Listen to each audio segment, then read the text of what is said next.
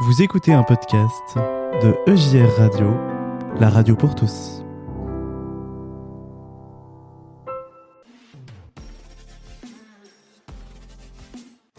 After Work, le grand témoin du jour. Et notre grand témoin du jour aujourd'hui, eh bien, c'est Olivier Arnera. Bienvenue Olivier, bienvenue sur EJR Radio. Merci d'être avec nous. Je l'ai dit déjà à nos auditeurs, tu es le directeur artistique du Festival des Arts de la Parole qui se déroulera à Lourmarin du 7 au 16 juillet. Tu vas nous en parler et peut-être beaucoup mieux te présenter que moi. Alors je te laisse la parole. Bienvenue sur EJR Radio Olivier. Est-ce que tu peux simplement te présenter pour nos amis auditeurs s'il te plaît ? Est-ce que tu peux me dire, Jonas, en combien de temps Non, parce que combien tu me donnes là? Je te donne 2 minutes. 2 minutes. Donc, tu sais, je vais commencer par me présenter en disant non pas qui je suis, mais ce que je fais, parce que ça va un petit peu aider, sinon il faudrait des heures et des heures.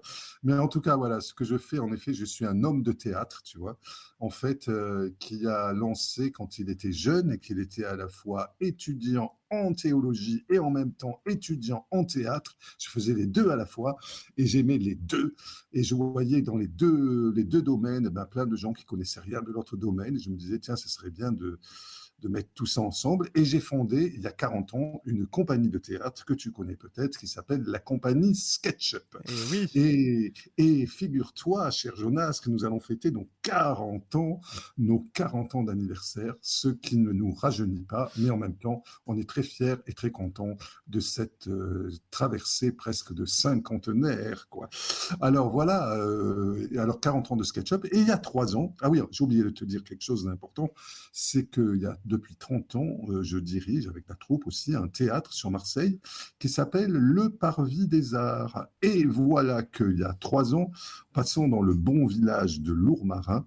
Eh bien, je me suis dit, quel magnifique village, et comme ça serait, parce que c'est un des plus beaux villages de France, Lourmarin, dans le Luberon, c'est magnifique. Je ne sais pas si tu connais, mais c'est...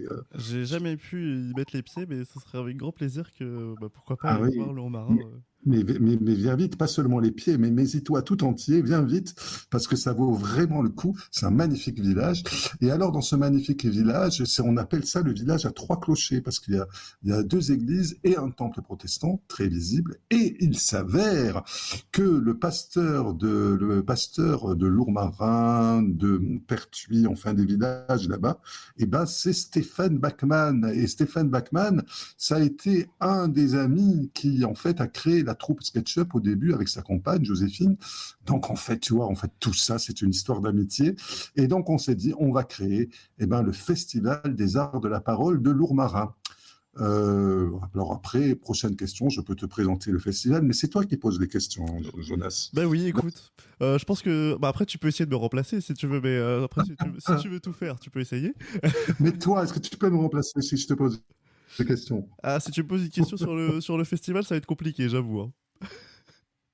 Je pense que tu es mieux placé que moi pour pouvoir en parler. Justement, tu vas nous en parler de ce festival qui d'ailleurs a, de mon point de vue, parce que j'aime bien tout ce qui est les arts visuels, tu vois, on va parler des arts de la parole, mais moi j'aime bien les arts visuels, et franchement votre affiche elle est très belle, et tu parlais de ces 3 clochers, et ils ressortent très très bien sur cette magnifique affiche que j'ai d'ailleurs devant les yeux, et qui est vraiment... vraiment très très belle, et ça donne envie d'aller découvrir ce magnifique village de Lourmarin que tu nous parlais tout à l'heure. Mais justement, on va en venir à ce festival. Est-ce que tu peux un petit peu nous présenter déjà, pourquoi pas son histoire? Parce que d'où est-ce que tu nous dis que c'est une histoire d'amitié, d'accord, mais comment on arrive à se dire, allez, on se lance, ça doit pas être simple de se dire, on va créer un festival de toutes pièces quand même. Ça se fait pas en Oui. 5 minutes.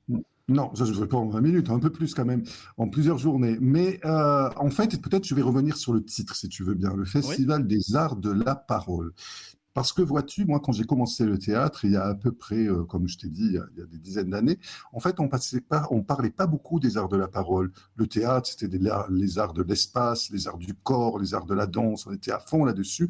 Et la parole était un peu dévaluée. C'était un peu, ouais, on savait qu'il y avait de la parole au théâtre, mais on en avait tellement marre du théâtre où il y avait plein de mots, etc., qu'on pensait à autre chose.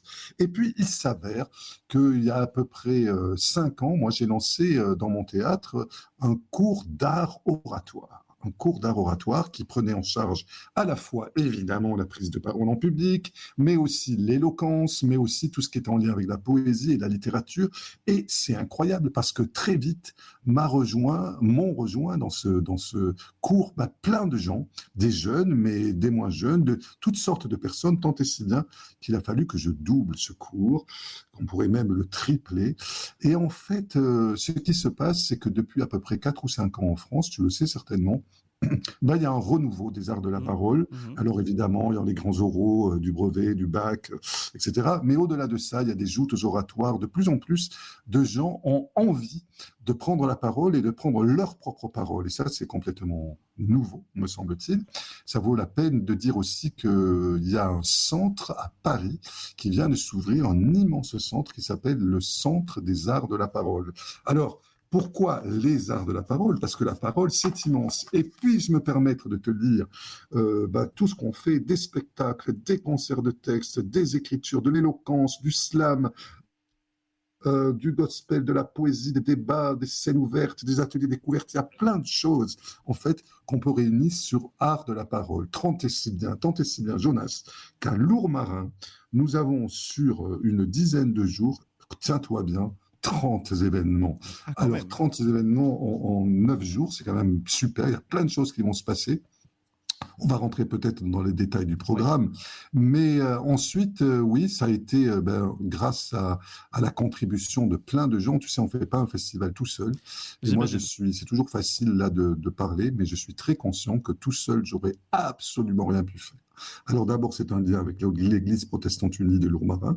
C'est très important de le signaler. L'Église protestante unie de France, Stéphane, mais aussi d'un point de vue national, une aide vraiment. Et puis, il y a aussi la mairie de Lourmarin qui est venue dans le coup. Et puis, toutes sortes d'entreprises, pas mal de mes élèves qui sont devenus en fait des compagnons de travail, des compagnes de travail. Et c'est voilà ce qui fait qu'aujourd'hui, on est une grande équipe qui ne cesse de s'agrandir et que ce festival, c'est la 3e année, prend de plus en plus de, entre guillemets, puissance. Oui, et d'ampleur. Et donc, justement, on va pouvoir parler Ouais. dans quelques instants de ce programme. Mais avant, j'aimerais un petit peu rebondir sur ce que tu disais, justement, juste avant, sur les arts de la parole. Sur notre. Enfin, je sais pas si c'est un point de vue que tu partages aussi avec moi, mais moi, j'ai l'impression que notre société devient de plus en plus une société de l'oral, en fait, finalement. Parce que quand tu regardes les jeunes, ils vont s'envoyer maintenant des vocaux, ils vont plus s'envoyer des SMS. La mode des SMS, c'est passé. Est-ce que, justement, c'est pas aussi pour l'homme de théâtre que tu es de voir que la société évolue vers la parole de plus en plus? C'est pas aussi quelque chose où tu te dis on est sur le bon créneau en quelque sorte en faisant ce festival Ah des ben arts de la oui, parole? complètement. Ouais, ça me réjouit à fond. Ça me réjouit à fond parce que tu sais, il y a quelques années, quelques dizaines d'années, il y a le théologien Jacques Ellul qui avait écrit un bouquin qui s'appelait La parole humiliée. Et à l'époque, tout le monde pensait, et on pensait que c'est l'image qui avait gagné. L'image avait gagné sur tout. Et en fait, moi, je me réjouis de voir qu'il y a un retour et une envie de prendre la parole. Quand je pars je passe parfois à donner des cours dans des collèges, dans des lycées, je vois des gamines de 13, 14 ans, des gamins qui prennent la parole, qui ont envie de faire des discours, qui se passionnent pour les discours. C'est formidable. Ouais, ouais, ouais. C'est vraiment une tendance lourde, j'ai l'impression.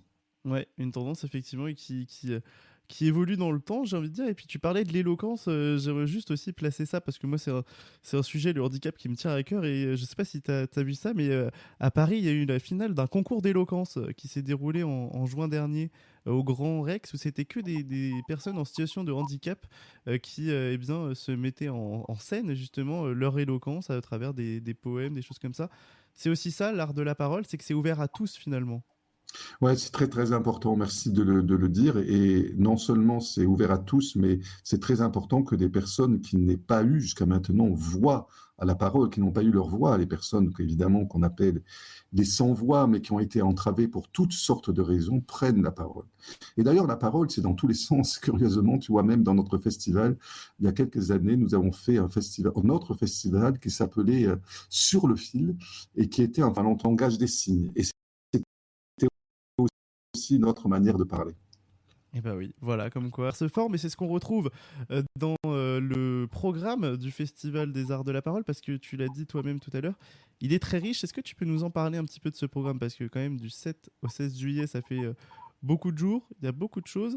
Et puis je crois même, tu m'as dit hors antenne que ça commence dès demain, si je me trompe pas. Oui, ça commence dès demain avec une première formation gospel. Alors tu vois, en fait, le gospel, qu'est-ce que c'est? Ben, c'est des prières, c'est des paroles qui ont été mises en rythme, mises en musique. Mais au départ, c'est avant tout des paroles, des cris, voilà, qui naissent dans les champs de coton. Et puis ouais, il y a toute une tradition du gospel qui, en tous les moments, même les plus difficiles, eh bien, je prends la parole. Et puis alors pour le coup, j'en fais des mélodies, et c'est ça l'art du gospel. Et puis ensuite, tous les matins pendant tout le festival, et ça c'est une super originalité je trouve, c'est que pour celles et ceux qui veulent en savoir plus, qui ne vont pas forcément faire une formation longue, mais qui veulent en savoir plus sur des sujets comme l'écriture, l'art oratoire, la technique pour écrire des alexandrins, le débat citoyen, le slam, la poésie, l'éloquence, eh bien, en fait, nous allons proposer des ateliers qui vont durer à chaque fois 3 heures. Et pendant 3 heures, ce sera une porte ouverte, ce sera l'occasion d'ouvrir un petit peu une fenêtre sur ce qu'est cet art. Et pour celles et ceux qui sont intéressés, je pense que dans à peu près toutes les villes de France, il y a aujourd'hui des formations pour approfondir ces arts. Mais c'est pour donner l'occasion au public de prendre l'initiative et de découvrir des choses nouvelles. Alors ça, c'est tous les matins et c'est tout ce qui est de l'ordre de la formation. Et puis ensuite, l'après-midi, eh bien, il y a par exemple des films qui vont passer sur l'éloquence, avec des débats, avec aussi des spécialistes. Et puis à 18h, tous les jours, on va avoir ce qu'on appelle les vives voix. Alors ça, tu vois, ce sont des gens qui, pour la plupart, sont de mes élèves au Parvis des Arts, qui ont envie de dire, mais aussi on peut parler, on peut faire de la parole des événements à vivre partout. Et ça, je trouve ça super. C'est-à-dire que, par exemple, tu vois, le village de Lourmarin, il y a plein de fontaines. C'est très, très beau. C'est ce vieux village de Provence avec des belles fontaines, avec des places. Et alors, on va aller comme ça, avec quelques élèves, comme ça, dire des textes. Et dire des textes comme ça entre le son des cigales et voilà, on va un peu concurrencer les cigales et on va dire des textes, toutes sortes de textes et puis là, ça va durer chaque fois 20 minutes, on va se déplacer de point de vue déambulatoire pour présenter ce qui va se passer le soir. Et le soir, alors je ne sais pas si tu veux que je commente, mais on a plein d'événements qui se passent à Lourmarin. On va... Tu veux que j'y aille là? Ah bah tu peux y aller, écoute, t'es parti, vas-y, moi je t'ai lancé. Allez, hein, voilà. Allez. Alors, donc, on commence avec donc le résultat justement de l'atelier gospel qui se retrouvera le vendredi 7 juillet au Temple de Lourmarin avec carrément un concert gospel avec Marilène Olivier. Le lendemain, c'est le grand comédien, metteur en scène, réalisateur, directeur de théâtre, Charles Berling. Dis-moi, ça te dit quelque chose, Charles Berling, cher Jonas? Honnêtement, ça ne me dit rien, mais je suis, tu vois. Eh bien, vois-tu, Jonas, tu es bien de ta génération, parce que sache que, en fait, je me rends compte que pour celles et ceux qui sont un peu plus âgés que toi, eh bien, Charles Berling a une longue carrière cinématographique. Par contre, je suis sûr que si tu vois son visage, tu verras tout de suite ce que c'est. Mais bon, Charles Berling, il va venir. Pourquoi il va venir? Eh bien, pour faire avec son ami Bérangère Varluzel, ils vont venir en fait faire une soirée Albert Camus. Pourquoi peut-être une question que tu pourrais poser, c'est pourquoi Albert Camus? Eh bien, sache que Albert Camus, dans les dernières années de la vie d'Albert Camus, il les a passées à Lourmarin. C'était son village, c'était sa maison. Et encore aujourd'hui, il y a sa fille qui vit à Lourmarin. Il est d'ailleurs enterré à Lourmarin. Et donc, ça va nous permettre, cette soirée, de faire un passage à travers toute l'œuvre d'Albert Camus, et à la fois ses écrits, ses romans, ses textes différents. On va passer une très très belle soirée sous les étoiles et au château de Lourmarin. Le lendemain, c'est dimanche et ce sera l'inauguration du festival avec peut-être quelqu'un que tu connais qui s'appelle Joël Daon et qui va venir, Joël Daon, donc qui est un pasteur un peu spécial, qui fut il y a quelques années un élève en théâtre à moi quand il habitait encore à Marseille avant le bac, qui est aujourd'hui évidemment, a une longue carrière à la fois pastorale, mais aussi musicien. C'est Oui. un musicien, c'est un chanteur, et il va venir chanter ses textes au-delà du culte, l'après-midi, au temple de Lourmarin. Et puis le mardi, alors oui, il y a une scène ouverte. Tu vois ce que c'est, la scène ouverte? Tu vois ce que c'est? Oui, C'est tout le monde peut participer, monter Voilà, sur scène, hein. voilà. C'est ça. Alors, il y a déjà beaucoup de personnes inscrites et en général, on se dit 5 minutes par personne. Alors, il y a des théâtres, je ne sais pas chez toi, mais en tout cas à Marseille, il y a des théâtres qui font énormément de... Ça marche très très bien, quoi, les scènes ouvertes. C'est-à-dire Mm. que les gens ont envie de prendre la parole et puis chacun va dire un texte, un poème, une chanson, voilà. Donc, scène ouverte le lundi soir et le mardi 11 juillet, nous recevons, alors peut-être que là tu connais, si je te dis Nicole Ferroni, Jonas. Ah bah Nicole oui, oui, Ferroni. oui, bah Ah oui. oui, là, tu connais. Ah Bon. bah quand même. Ah, voilà, Nicole Ferroni, chroniqueuse donc pendant qui a été à la Oui, télé, elle a sur été France Inter. découverte dans On demande qu'à en rire, Nicole Ferroni. Exactement, exactement. Et alors, elle a la particularité elle est née à Aubagne. Aubagne, c'est près de Marseille. C'est d'ailleurs Mhm. là où je suis né aussi. Et alors, elle va venir. Ça va être un peu spécial parce qu'on va avoir, tu vois, dans Lourmarin, il y a une cour d'école d'une école primaire que la mairie nous a laissée et on va en faire un espace un peu spécial. Après, tous les soirs, on va pouvoir se retrouver là. On va mettre, tu vois, un peu ambiance guinguette, quoi, avec Ah, des ok. lumières et tout. Et on va se retrouver tous les soirs après les soirées et on va boire un verre en discutant. Et alors là, dans cette cour d'école, eh ben, Nicole Ferroni, elle nous propose une soirée qui s'appelle C'est ma tournée, je vous offre un verre. Et elle va dire un verre V. Donc, va nous dire des poèmes et puis elle va nous parler. Donc, cette soirée du mardi 11 juillet, ça sera suivi d'ailleurs par un autre spectacle qui s'appelle Désobéir, avec carrément des textes beaucoup plus sérieux de Blaise Pascal, Oh oui. du discours de la servitude volontaire de la Boétie. Et en fait, cette soirée, ce temps spécial avec 3 acteurs extraordinaires, c'est pour se poser la question, est-ce que parfois, dans certaines périodes, eh bien, il faut, oui ou non, désobéir? Ce sera une question posée en particulier par rapport au temps que nous traversons, qui est importante. Oui. Et puis, on aura le mercredi 12 juillet, on aura alors Iraka, qui est un slammer, un artiste slammer, qui vient tout spécialement nous faire un spectacle sur Livingstone. Alors là, le livre Jonathan Livingstone, Le Goéland, c'est carrément les années 70. Ça date de loin. Par contre, c'est un très très beau conte mis en rythme, mis en slam, mis en image, pour un très beau spectacle pour tout public. Et donc ça, ce sera le 12 juillet. Je continue? Mais Ça va? vas-y, Très vas-y, bien. continue comme Eh ça, ben nos voilà, amis je auditeurs continue à auront toutes décliner. les informations. Alors, le 13 juillet, on s'intéressera à la poésie avec un poète formidable qui s'appelle Emmanuel Échivard et qui est aussi prof à Sciences Po et en même temps politologue, qui écrit des discours de politique, mais qui en même temps, vous voyez, c'est un homme très paradoxal. Ah oui. Il vient nous dire des extraits de ses poèmes. Et puis, nous avons un grand événement là à ne absolument pas manquer. J'espère que vous serez tous au rendez-vous. C'est donc en fait une nuit de l'éthique. Est-ce que ça te dit quelque chose, la nuit de l'éthique? Ça te dit, tu as déjà vécu ça, Jonas? Alors non, honnêtement, non. Tu vois, finalement, c'est toi qui poses les questions, c'est bien. Mais non, Alors, une alors, nuit en de l'éthique, fait, ça me dit la nuit rien, de c'est vrai. l'éthique, c'est le théologien Olivier Abel qui avait lancé ça il y a des années.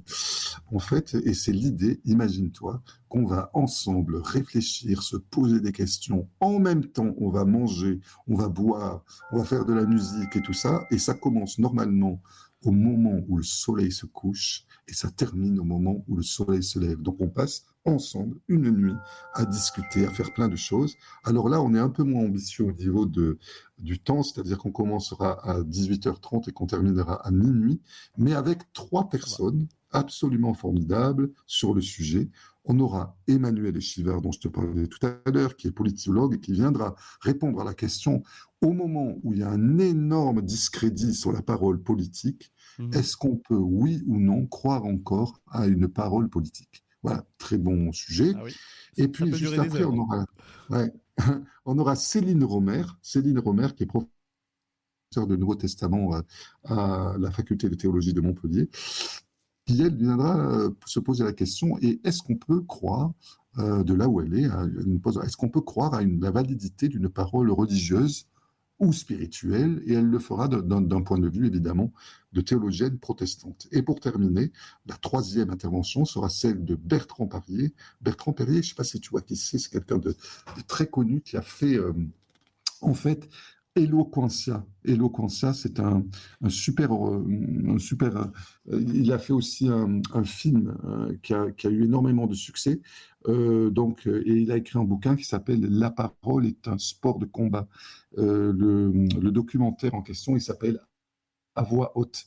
Et en fait, c'est dans les quartiers difficiles, donner la parole à des jeunes vraiment en grande détresse, en grande difficulté, de prendre la parole et d'une certaine manière de participer à un sauvetage par la parole. Donc, en fait, Bertrand Parier, Emmanuel Échivard, Céline Romer, et puis les trois continueront ensuite, justement, dans notre fameuse cour de l'école, la discussion. Et puis le lendemain, donc là on était pour la nuit de l'éthique, on était le 14 juillet, on peut encore s'inscrire et je répète qu'il y a un repas qui est prévu en même temps, donc vous pouvez vraiment vous inscrire sur le site du Festival des Arts de la Parole Lourmarin. Et le lendemain, on va recevoir Marion Muller-Collard, qui est une théologienne aussi, donc qui nous vient qui est protestante, qui nous vient d'Alsace, même de Suisse maintenant, puisqu'elle dirige depuis peu les éditions Labor et Fides. Oui. Et elle viendra s'interroger avec nous sur le lien entre la parole, les paroles et l'éthique. Et puis, nous terminons le festival, et là, parce que je prends beaucoup la parole, j'espère qu'on ne dépasse pas le temps, mais juste te dire qu'on terminera le festival avec le nouveau spectacle de la compagnie SketchUp, que j'ai participé à écrire, et qui s'appellera Bien dit. Et en fait, le sujet, comme le nom du spectacle, c'est de réfléchir comment on peut faire pour essayer de parler un peu mieux et de parler un peu bien. Et c'est d'ailleurs le titre même du festival, Parlons mieux, parlons bien. Et là, on jouera... je ne suis pas passé encore sur des films qu'on verra l'après-midi. Je ne vais pas parler de tout, mais en tout cas, pour celles et ceux qui sont intéressés, vous n'hésitez pas, encore une fois, à aller sur Facebook. On a donc du Festival des Arts de la Parole de Lourmarin, 7 ou 16. Jonas, je t'entends. Oui, on s'est perdu, je crois qu'on a perdu un peu le réseau. On va le retrouver, voilà, c'est bon. Je vais juste redire ce que tu as dit, parce que c'était juste sur la fin, qu'évidemment, pour tous nos amis auditeurs, si vous souhaitez avoir toutes les informations en plus que Olivier ne nous aurait pas magnifiquement raconté, eh bien vous pouvez aller vous rendre sur la page Facebook du Festival des Arts de la Parole ou sur le site festivalartsdelaparole.com, art au pluriel avec un S, attention, pour pas faire de faute sur le site internet. Voilà, en tout cas, ça donne très envie d'aller découvrir ce festival. Moi, j'avais une petite question quand même, parce qu'on parle de la parole. Ce festival, tu l'as dit, il est porté, comment on peut dire, accompagné par l'Église protestante unie de Lourmarin et l'Église protestante nationale.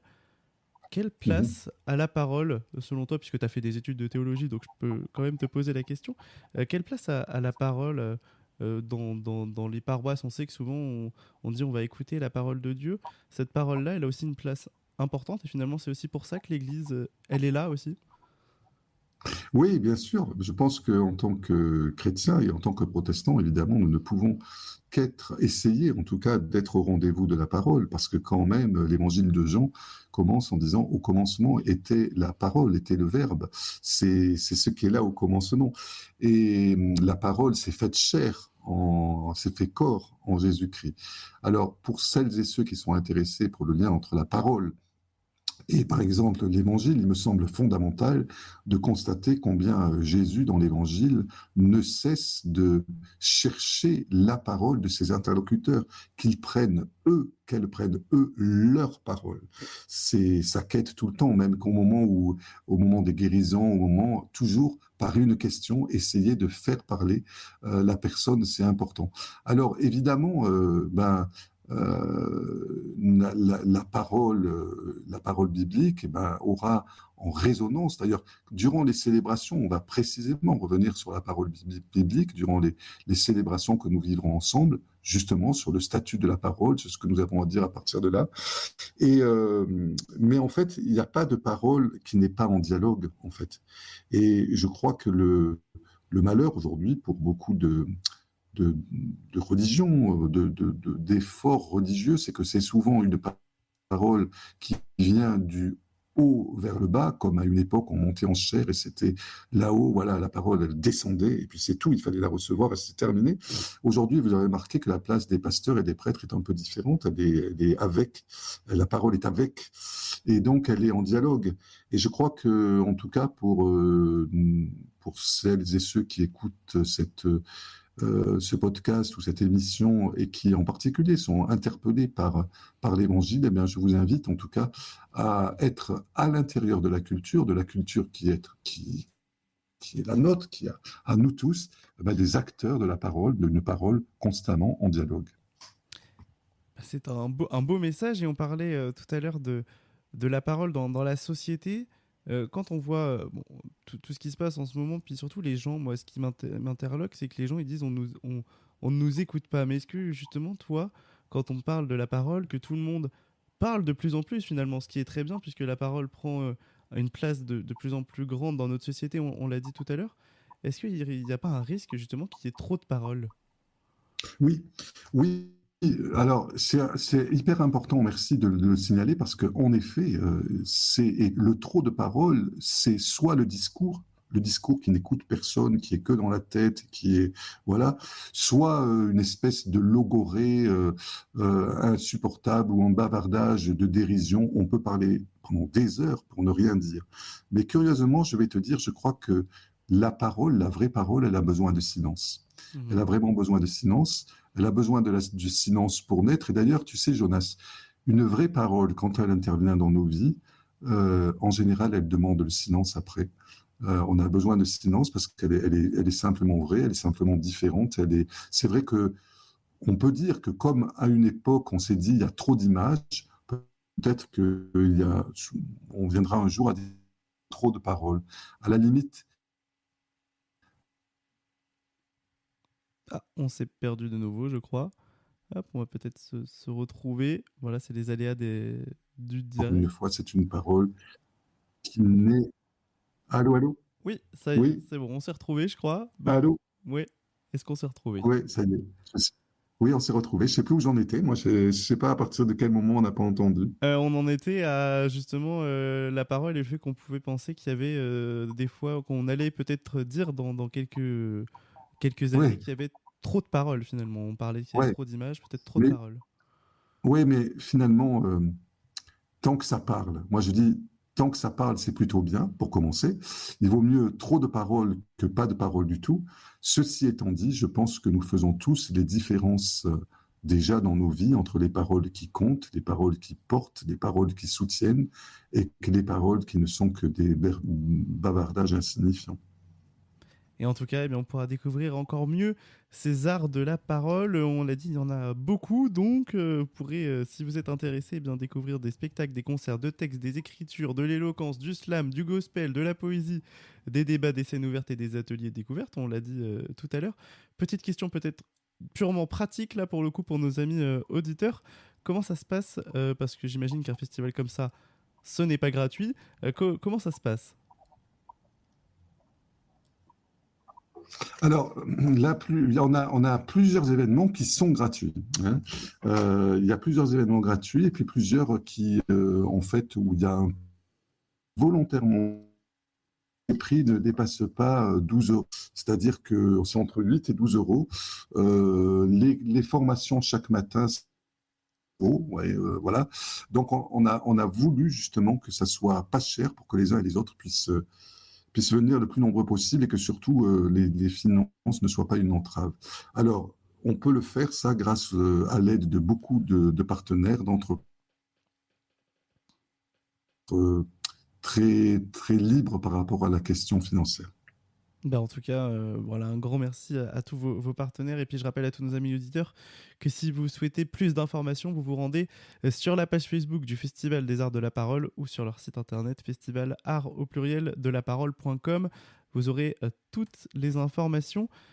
Olivier, ça va être l'heure de se séparer déjà. Et bah oui, quand on est en bonne compagnie, le temps passe trop vite. Euh, C'est vrai. on a une tradition, nous sur UJR Radio, c'est de toujours laisser, eh bien, tu vois, on parlait de parole, on laisse toujours la libre antenne comme dernière question, c'est-à-dire que si tu as une réflexion, quelque chose à apporter à nos amis auditeurs ce soir, simplement, qu'est-ce que tu leur dirais là ce soir pour terminer cette interview? C'est toujours la question la plus difficile et tu remarqueras qu'elle arrive toujours à la fin. Ouais, ouais, ouais. Eh ben, écoutez, c'est que on a beaucoup parlé de la parole, mais j'aimerais repasser par un texte de l'Évangile, puisqu'on a eu dans été question. Quand il est question de cette phrase, c'est de l'abondance du cœur que la bouche parle. C'est de l'abondance du cœur que la bouche parle. Et je pense que quand il y a une vraie parole, elle vient de personnes dans une générosité. Et moi, je pense que notre vie, notre existence, pour les uns et les autres, elle est appelée à devenir, en tout cas, je pense que c'est ça le chemin d'une foi authentique, c'est d'arriver à être toujours plus présent au monde, aux autres, à Dieu, toujours plus vivant, à choisir toujours la vie et toujours plus aimant, toujours plus présent, toujours plus vivant, toujours plus aimant. Eh ben, c'est ce que je vous souhaite. Je crois que c'est un très beau programme pour la vie en général. Et dans la mesure où nous serons toujours plus présents, toujours plus vivants et toujours plus aimants, eh bien, nous serons toujours des mieux parlants. Eh bien, merci pour tout ce que tu souhaites à nos amis auditeurs et je pense qu'on peut te le souhaiter à toi aussi. Moi, j'ai envie de vous souhaiter surtout un très beau festival, bon courage parce que j'imagine que ça va être de l'organisation, mais surtout profitez bien de ce magnifique festival. Et on t'y attend, Jonas, on t'y attend. Bah écoute, si le